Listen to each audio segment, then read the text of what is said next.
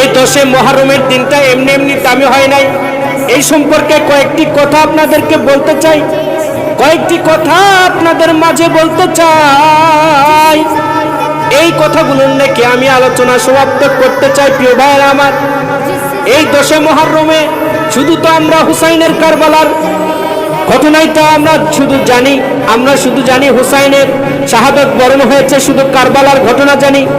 প্রিয় ভাইরা, নো, শুধু কারবালার ময়দান নয়, ইসলামের অনেক ইতিহাস আপনি আমি রিয়ালাইসিস যদি করে দেখি, ইসলাম বিষয় যদি আমি গভীরভাবে তথ্য নিয়ে দেখি, অনেক ইসলাম জয়যুক্ত করার জন্য, ইসলামকে হৃদয়ে গাঁথার জন্য, ইসলামকে আপন করে নেওয়ার জন্য শুধু হুসাইন শাহাদাত বরণ করেন নাই, হুসাইনের মতো আরো তার জীবন প্রাণ দিয়ে অনেক জলিল কদর সাহাবী জীবন দিয়ে এই